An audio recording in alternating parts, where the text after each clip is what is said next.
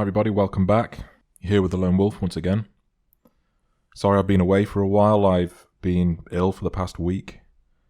Not the dreaded C, but I only just feel able to record a video for you guys. The topic today, I found a great article on Quora, well it's a post, about why men aren't interested in marrying anymore. And I may have visited this thread one time or two before, but there was a really profound post that someone put on there, so I'm going to go through it now. By Bob Stinkfuller. And it begins with a trigger warning.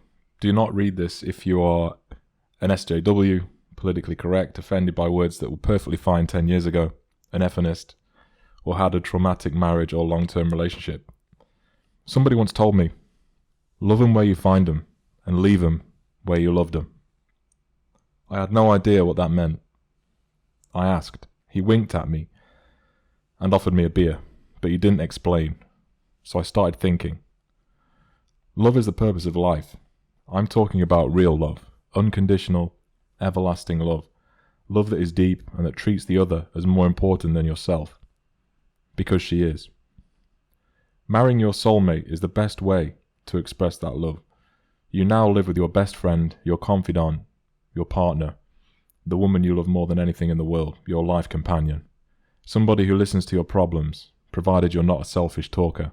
Don't overburden her with a bunch of crap that should be kept to yourself. That's what blogs are for. You will share your lives together and both of you will be better for it. Through teamwork, through trust, you will see things, do things, go places, accomplish far more than either of you could have done alone. I want so bad to get married, but I can't. The American woman does not have the same idea of what love is. To her, love is dollar signs, a fat bank account, coitus with the stranger she met last weekend at the corner bar. An American woman wants the husband to pick up where daddy left off. Buy her all the consumer goods she wants. Weekend trips to the Louis Vuitton store on Rue Saint-Germain in Paris every couple of weekends. Shoes, purses made by Louis Vuitton. Gold and diamond jewellery. Daily shopping trips to Neiman Marcus on Park Avenue in Manhattan. A kitchen full of sub-zero equipment and marble countertops. A new house designed to look like an English manor house on a street of identical estates at the local country club. Decoration done by an interior decorator who chooses a design down to the paint on the walls by Ralph Lauren. A gold-plated toilet. A Lexus. A man who will support in her quest for self-improvement. Tea and nose job, going gluten-free, keeping her in Xanax and Chardonnay, nostril yoga, trips to the local New Age trance channeler, and past life regressionist who will tell her what she's always suspected, that she was Cleopatra in a past life. A man who will pay the bill with a smile. He is expected to buy all the latest eye crap for her children. He is to buy them designer clothing with flashy labels, Tommy Hilfiger, hot pink and gold Air Jordan tennis shoes. He is expected to send them to the most exclusive nursery school, to pay for ballet and piano and violin, to send them to the area's best schools, up to university and beyond. She is the star of a movie that's all about her. She is the Disney princess, and her husband is the rat that drives the carriage and changes her shoes. A husband is to be her servant, her ATM, her wallet. He is to give everything of himself, as I will demonstrate, while she gives nothing. He is to work full-time, 80 hours a week for a salary man, and to contribute 50% to all chores and all housework, and tending the children. When he comes home from work, he is expected to immediately massage her feet and rub her tush, until his hands blister. Eventually he gives her children. She quits her job and becomes a housewife, if she hasn't yet done so. Her days are occupied by sitting on the couch watching Oprah Winfrey and all the soaps while eating bonbons and drinking mimosas. 75% of marriages end in divorce. 80% of those divorces are filed by the woman. The divorce happens soon after she loses the tingles. When the husband walks into the room, does nothing, says nothing, she resents his breathing. It irritates her. All that resentment, she tells him she hates his face. He's hurt and uncomprehending. Irritation builds. It fills her with rage. So much rage that it ends up like Johnny Depp and Amber Heard, or maybe severed members. She smashes wine bottles over his head. Happened to me, your friend, Dr. Bob Sninkula. Tears up the house, beats him and sometimes ends him. Why the divorce? She won't admit it, but the reader can figure it out for himself if he keeps reading. Most people don't know what love is, assuming they're not so dumb as to think love is copulation. Love is the chemicals released during the puppy love stage, the beginning of the relationship, the giddy feeling she gets when he walks into the room and smiles at her.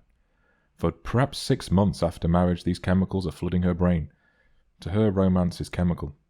What happens after 6 months? The brain adapts. All that dopamine, serotonin, oxytocin, and the rest goes back to normal. She doesn't get the tingles anymore. Of course she won't know this. She believes love is the Prince Charming story she saw on TV. She'll sit around and wonder why she doesn't feel like she's walking on air anymore. She'll think of all the things he did that annoy her, the way he breathes, the way he hesitates and thinks before he answers a question, how his feelings get hurt when she completes his sentences for him or rolls her eyes at him, how she suspects he's a homosexual because he's so sensitive, how he's not always politically correct, the way he puts away the dishes, the way he mows the lawn, the way he can't read her mind, the idea that if he really loved her, he'll know why she's not happy and know what she needs, know how to make her happy. She'll resent him for all of it, all of it. It's all your fault, she declares. The blame game starts. He's shocked at her accusations. Until that moment, he thought everything was okay. He thought she loved him. She said she did the night before. He still loves her and would have loved her the rest of his life. Her effeminist friends will congratulate her courage for leaving him. They will give her toasts and dinners and nights out all over the town, all the bars. She'll be a hero. The turd on top of the ish cake is that she gets it all. In nearly every courtroom, the woman gets everything. Alimony for life 95% of the time. Half the man's belongings 95% of the time. The house 95% of the time. Custody of children and a slave for life. Even if they've been married for a day and she contributed nothing. The American woman has nothing to offer. Effenism has poisoned her mind. She believes she's better than men. True, a woman doesn't need a man, but life is better with a husband, and life for a man is better with a good wife. Effenism says women are identical to men except for anatomy. A woman can do anything a man can do and more. If a man can play NFL football, a woman can do it better. Same with all the jobs and fields, STEM, that men are better at. That's patriarchy, a lie. Women are actually better at these things despite 95% of people in the fields being men. Women are so smart they know they don't have to go into these fields. Today, women cut their hair short, wear tattoos, wear jeans, drive jeeps, smoke cigarettes, drink beer, get fat, curse and date other women. They throw men away like a sullied tampon. The American woman is a dude with chesticles. She's a guy, a bloke. The American woman of the 21st century has nothing to offer. That's how it is for my generation. A wise man once said, marriage with children is the end of life as we know it. This rant is about effenism. It's about Americanized women, women of the USA and Western Europe. Men haven't given up on marriage. The problem is the lack of quality women today. Pretty powerful stuff, I think you'll agree. And I mean, I've done a video before about this, the shortage of dateable women in the West, especially in America. And I'll include a card to that in the top of the screen. Obviously, the guy writing this is coming from a position of emotion, of anger and rage. And, he can't always be blamed for that, given the state of affairs in the West.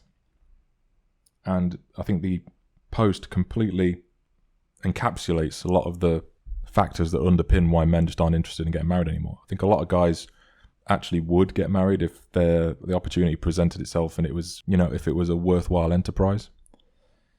But, as I've said numerous times before, the cost-benefit analysis is just not worth it. There's too much risk. It's a very, very silly decision to make if you have even modest assets. Yeah, so I hope you enjoyed that post. I know I certainly found it quite profound when I was reading it, and I thought it would be worthwhile sharing here on the channel. As always, thanks for listening, and I'll see you again in the next video.